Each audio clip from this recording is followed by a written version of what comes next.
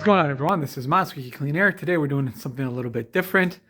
We're going to be installing TruHart Coilovers on a Genesis. And let me show you how I go about doing that. Stay tuned. All right, so the first thing that we do, because we do live in Canada, and we do have salty roads and a lot of rust, NTCs is your friend. So what I do is I like to put a liberal amount of NTCs on the threads, both on the rear shocks, because the lower mounts have a tendency to seize sometimes, as well as on the front of the front shocks for the lower mounts. So make sure you apply a liberal amount of NTCs. You can never have too much. So I like to put a nice little bead all around through, so when they thread through and when I thread them out or thread them in, they will be nice and lube and NTCs, and they will never seize because of all the grime, salt, and all that kind of stuff that we have on our wonderful roads in Canada. And so definitely do that as a first step. I removed the stock wheels already. It's already on the lift, and we're going to be chiseling and getting into the suspension in just a minute. Okay, so the back. Very simple, lower control arm. There's two bolts. This bolt is for the knuckle over here that you loosen up. This bolt over here, this one is a 19, they're both 19s, is for the shock. Removing the shock is just two bolts over here, very simple. If you're having a hard time removing the spring, loosen this up. This is a 24, that will allow you to move the lower control arm. Obviously, before you kind of remove any lower control arms, you got to loosen up the sway bar end links, because obviously this is what's going to be stopping it from going down. So once you loosen that up, you loosen everything up here, you remove the factory spring. And when you remove the factory spring, which is right here, you don't discard that, you hold this, but you don't reuse it, because the TruHart uppers come with this over here and a little O-ring that you can grease up using an O-ring grease, which we're going to do over here, because that's going to go on the top. And then you reuse the lower rubber seal, but you have to put it into the actual spring like this. And the lower sort of spring sits in here and it fits snug. And that's what allows you to put in this whole assembly. And you're able to gain the high and low of the coilover using this adjustment perch over here. And that's what actually lowers and raises the car if you're doing any kind of an adjustment. And then what you do is you adjust the shock for any sort of dampness compensation, which is over here.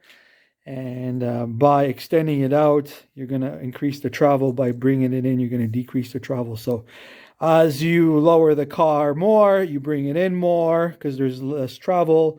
As you expand out the car or you raise up the car, obviously you increase the length of the shock. Now, according to the TruHart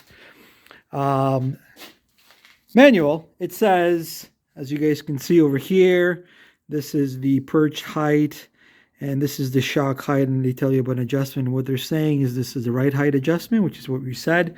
The right height adjustment is done through the perch on the actual spring, and then you compensate based on how you adjust the shock in order to have the dampness necessary for the height that you're at. So according to them, it says right height adjustment, and then B, which is the lower mount.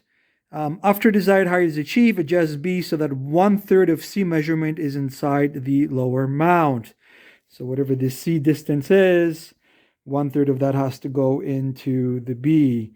So, and based on the weight of the car and stuff like that, that's going to change. So obviously you're going to be able to compensate that. So we're going to get that adjusted.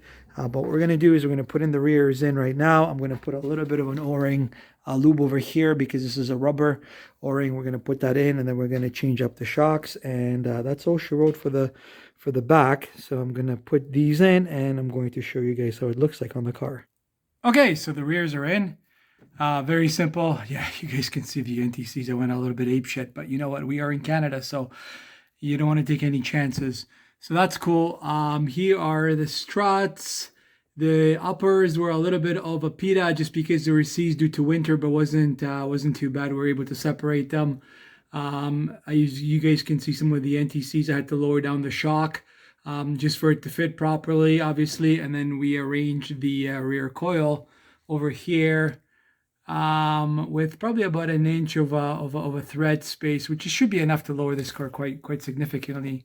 Obviously, you can go a little bit more, but we're not going to go really apeshit with this. Eventually, this car is going to be done with a coilover conversion. So this basically coil is going to go, and we're going to put a direct fit bag into this.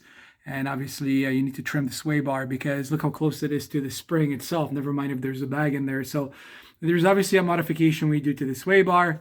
We'll leave that for another day and stuff. So the rears are in. So that's cool. Now I started working on the fronts already as well. Actually, the fronts are super simple to remove. We just let it all hang right here. Obviously, the first thing you do is whenever you do any kind of front suspension, you remove the sway bar, unless it's linked to a lower control arm, then you don't have to worry about it. But if it's linked like this and it's separated, which means that it's going to impact you dropping the spindle in this case, like for the Gennys, then you need to remove it. You also need to remove, that's pretty much it. You don't need to remove the tie rod. The tie rod's already connected up there. So putting in the strut is super simple. Just like that. It's a McPherson setup. 2 19-inch bolts up here.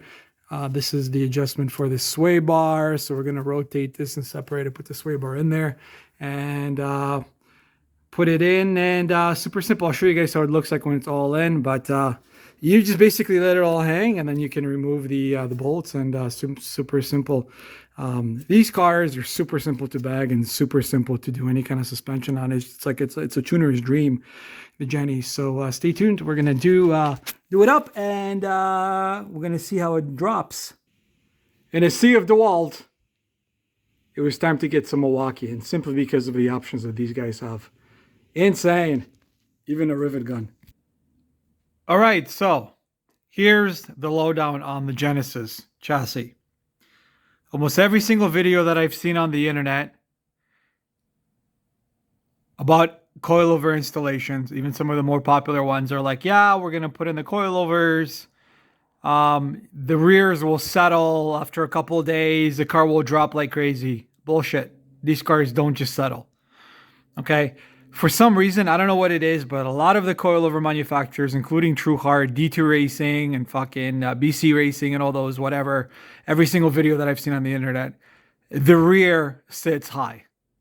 It just does. You know, and even some of the air suspension kits, the rear sits high. You need a special kind of a modified slim bag for the rear. Whenever we bag these, we have our own design bag. They slam in the back just because we modify them in a certain way. Never mind trimming of the sway bar and all that stuff, blah, blah, blah. There's a way to make these things go lower. Now, with these TruHart coilovers, same shit. And I think what it is it has to deal with just the spring design that a lot of these guys researched, or a lot of these companies sort of like, you know, circle jerk each other with technical documentation on how to manufacture these struts and all that stuff. And just the same thing over and over again, where this car just does not go low in the back. Even at maximum adjustment of the shock, the rear suspension is always sits high. It never has a nice tuck. So what we're going to do is we're going to modify it. Of course, we're going to modify it. How are we going to modify it? Well, there's pretty much two ways of modifying it.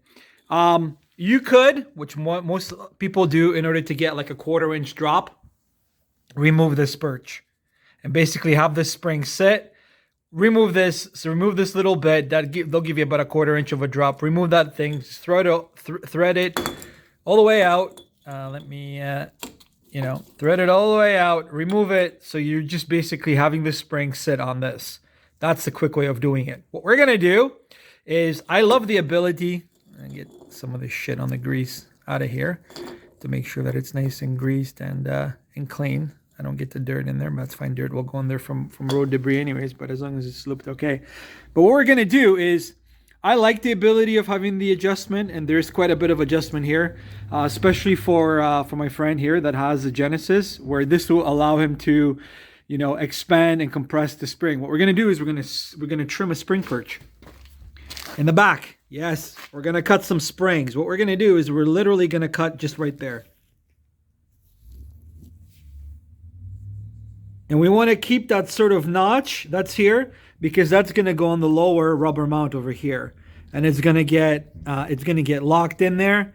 And what that will allow us to do is, by having that adjustment, which is over here, we will be able to sort of create the preload that we want with the existing spring.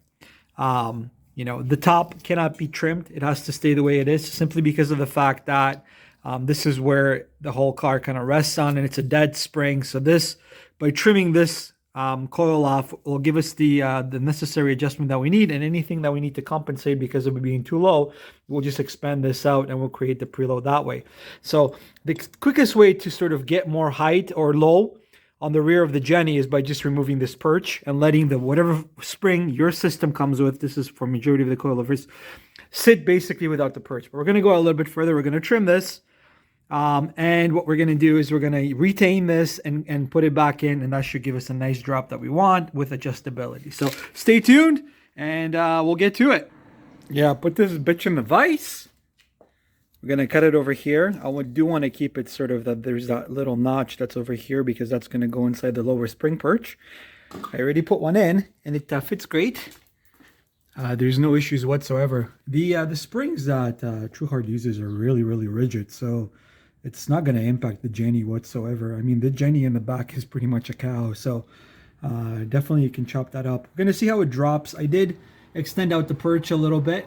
It's not going in all the way, just simply because of the fact that it's a shorter spring. But as I said, the reason why we're doing that is because by shortening up the spring itself, it's going to give me a lot more adjustability, and I do want to give the ability of my friend to be able to adjust the suspension, where he's able to sort of create a different preload and expand the shock out if he wants to raise it. By removing the adjustable perch over here, obviously it just sits as is, so he will not have the adjustment. So by shortening the spring, it'll give him the ability to adjust it and expand it, and that way he'll be able to raise the car. So I think it's a better option.